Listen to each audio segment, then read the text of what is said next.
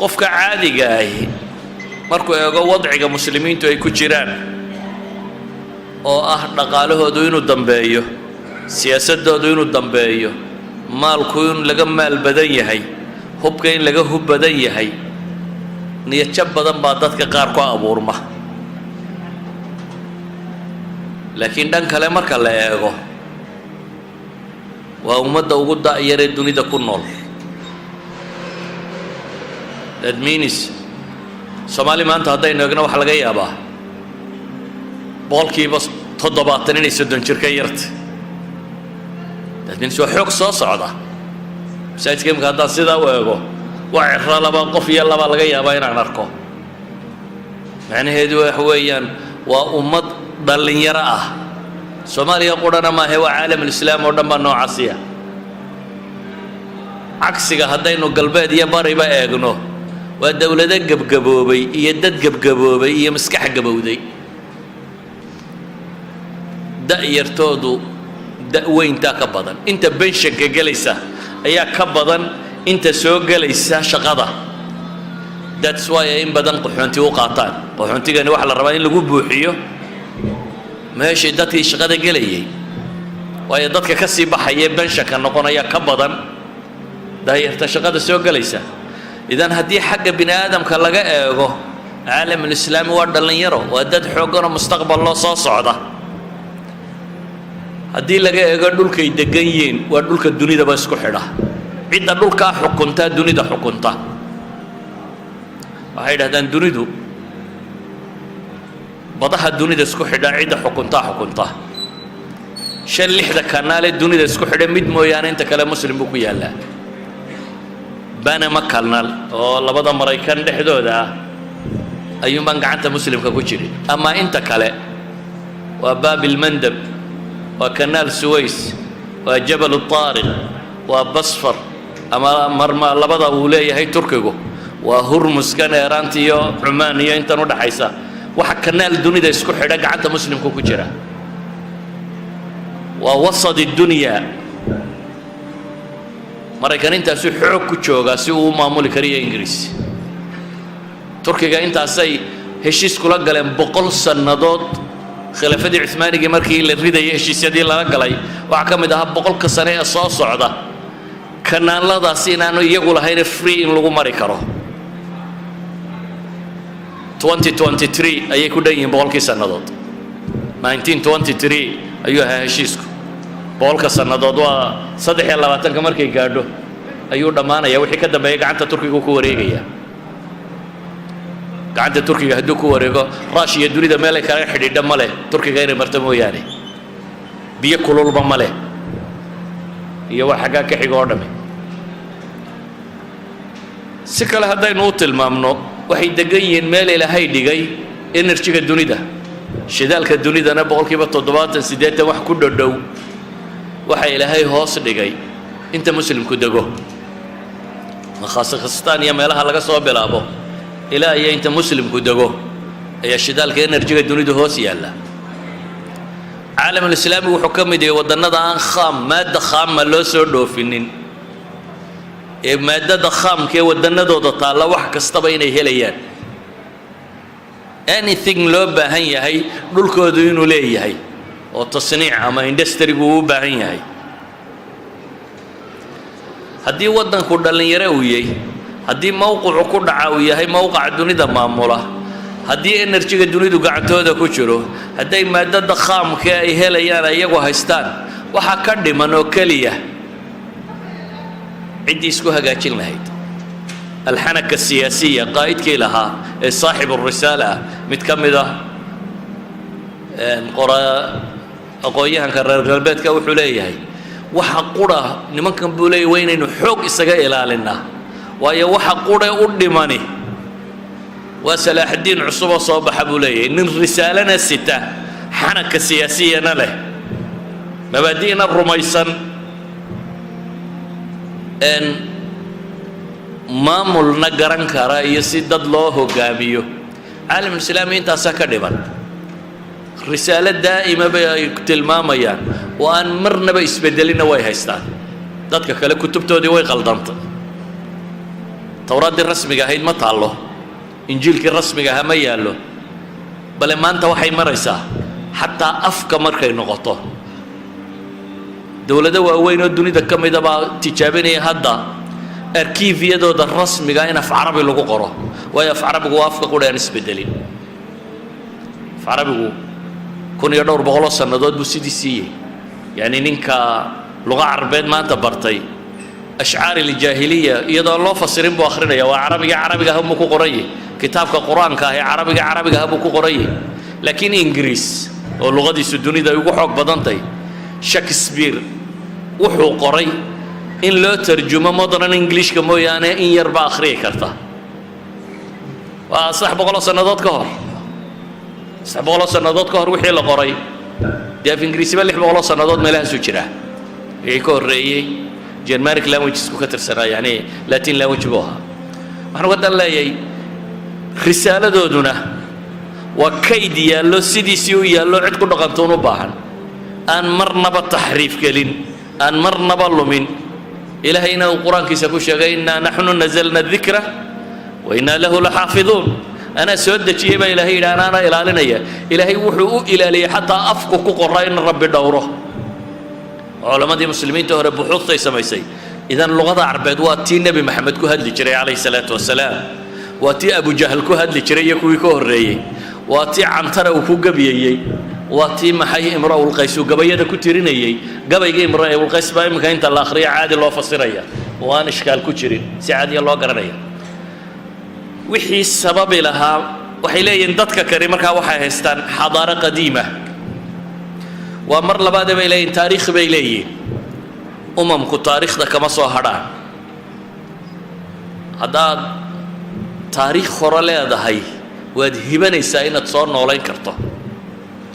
haddaanad se taariikh lahayn daba go'an tahay ma jiro aabbayaal hore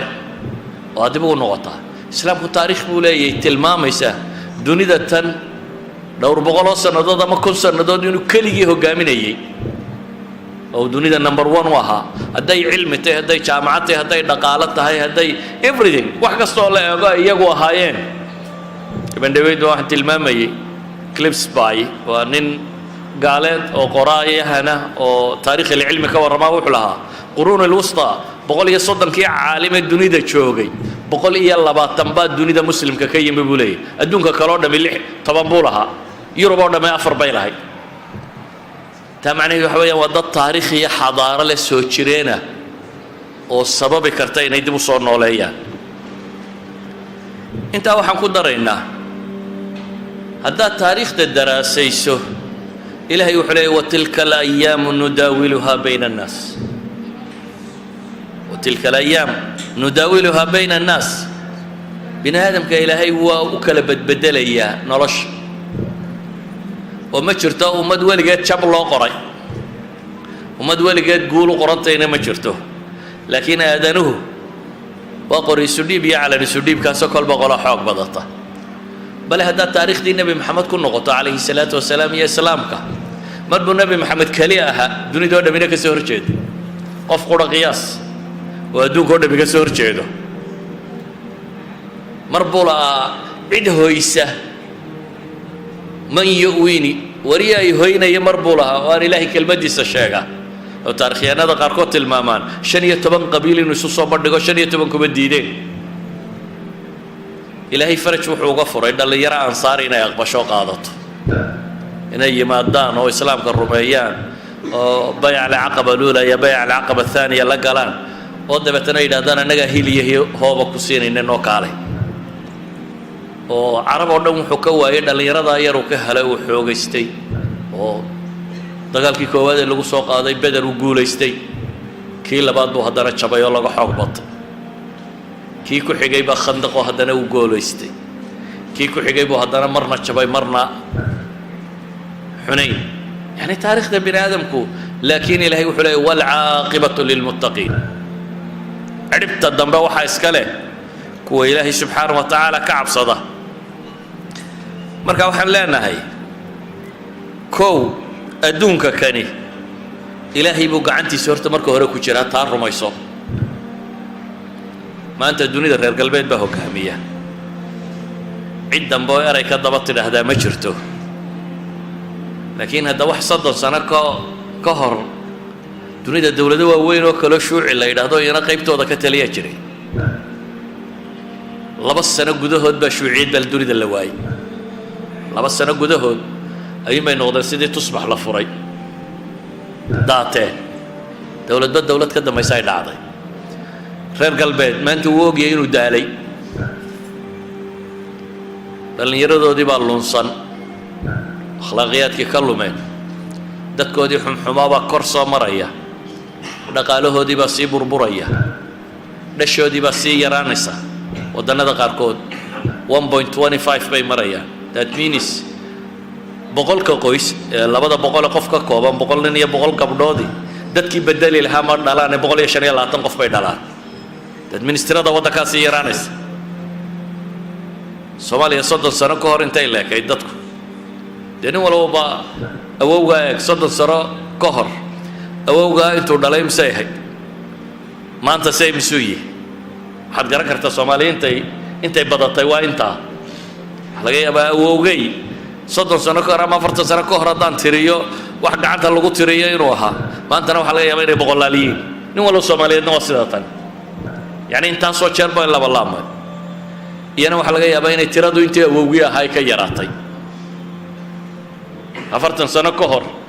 awowgii intii uu dhalay ku tirsanaysay maanta inta ku tirsatay inay ka sii yartay idan waa dad gaboobay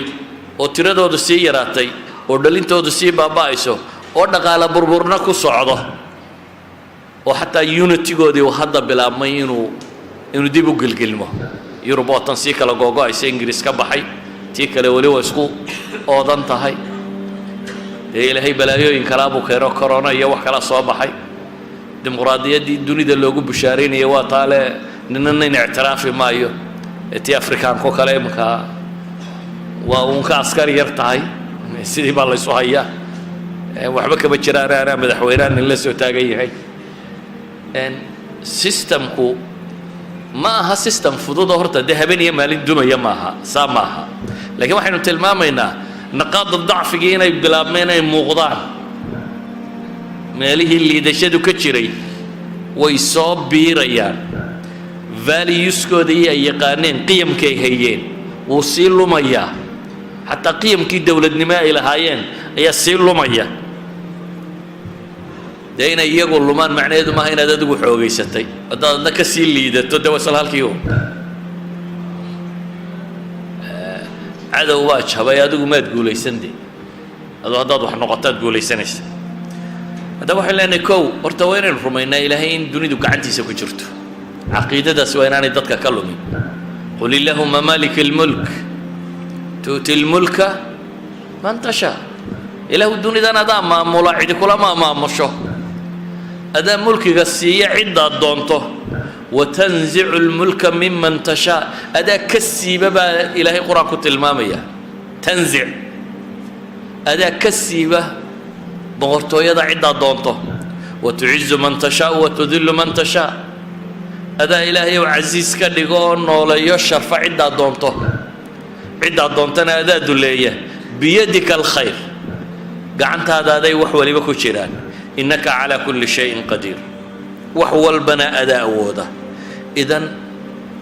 biyadihi alamru kulluh ilaahay gacantiisa ayaa noloshoo dhammi ku jirtaa waxaynu leenahay marka la qiimeynayo mustaqbalka hadday taariikh noqoto taariikh dadkani waa leeyahay uu hiigsado hadday noqoto waaqaca maanta yaalla waxaan leenahay waa waaqac sheegaya ummad dhallinyaro ah oo waddankii ilaahay dunida ka doortay degan oo kanaaliskii dunidoo dhan iyaga gacantooda uu ku jiro oo dhaqaaliya wixii waddanku u baahanaa ilaahay meeshooda ku sameeyo ku abuuray oo u baahan isku habayn damba uun yacni waxii ummadi ay kor ugu noqon lahayd oo dhammi agtooda waa taallaa intaa waxaa dheer mubashiraadka xagga rabbi ka yimi oo nusuus qur'aana iyo xadiida oo ilaahay soo dejiyey oo tilmaamaya inay ummadda tani dib u guulaysan doonto iyana waa taalla إلهي بوحله وعد الله الذين آمنوا منكم وعملوا الصالحات ليستخلفنهم في الأرض كما استخلف الذين من قبلهم وليمكنن لهم دينهم الذي ارتضى لهم وليبدلنهم من بعد خوفهم أمنا يعبدونني لا يشركون بي شيئا ومن كفر بعد ذلك فأولئك هم الفاسقون. إلهي وحو يبوهي كوا إيمانك لغا هلاي نغا مدكا عملك صوبنا سمية يعني طريق العزة الراعة وضاد اللي يقول لي بانا ينا الراعة كما هو الرب إن إلهي ما أورنين كوا الرمية اسكسي حدا كربان يلي يا إلهي ما أورنين نوموا ولا تستيقظوا يو عراقي إن قبيايا عراقيا وحكيا أبي مسلم كما تسيدوا ياهي واهوري ما سوق قبي تري وليي سحدوا هتوسنا انت هردون بقولي ستبويلي يعني وحصور يا حال كانه فما فاز الا النوم بويل ما قول يستاقوا هردان بويانه اذا نن هردا ما قول يستو نكي سحدا سعيد دي بدالي بي سومالدو تراهدا لكن الهي وحلي سبحانه وتعالى كو ايمان لغا هلي عمل صالحه كو عقيده iyo inay mabaadiida ku dhaqmaan oo raacaan laga helo kuwa ilaahay wuxuu u ballan qaaday la yastakhlifannahum fil ard lam iyo nunu tawkiid ba ilaahay ku adkeeyay kuwa ilaahay subhanahu wa ta'ala dhulka khilaafadiisa waa u dhiibaya sidii kuwa iyaga ka horeeyay loogu dhiibay yani jidka nolosha hadaad raacdo ilaahay subhanahu wa ta'ala waa idin nooleynaya baa la leeyahay wala yumakkinanna lahum diinahum alladhi irtada lahum إلهي سبحانه وتعالى ومكان سينيا وقعدتو قالين يا الدين تودو رالي ودوري ما انت وحلقيا ما دريد قيبه بدر كم ده مسلمان هيدا تقول لك وحش شودان ويصير اربل ودي هذا افكار هذا مسلمان ارمل ويل هذا تيروريست نكنيو الاسلام بو شيختي لكن إلهي وحو بلن قاده هدي جدك راعان ولا يمكنن لهم دينهم الذي ارتضى لهم إلهي وما كان سيني دينتو درالي ونقضي ولا يبدلنهم من بعد خوفهم أمنا بقى هذا الدبداد إلهي وحقوق بدل يا نبت قليو دي عالم الإسلام ما أنت سياسيين تسيا وحقرت كيسيا قويان كيسين بدن كمدي أي بقى يا نسلي هذا وحاطر هذان أرما قال دي سود وشاه أرما الله يدين قبصها أرما الله حرها أرما الله هوري ماذا ونقول لي مثل حديث كده يدي ولا ده اللي قال انتو ده إلهي وحليه سبحانه وتعالى ربي ولا يبدلنهم من بعد خوفهم أمنا لكن واحد محيك حليه يعبدونني لا يشركون بي شيئا إلهي وأين يعني يعبدان وأنا عندنا يقول شريك لين حالتها هدي قادان وحواهليا ومن كفر بعد ذلك فأولئك هم الفاسقون عندي قالوا دانا فاسق بيا وفاسق بيا إلهي لي قرقار كان له لي معي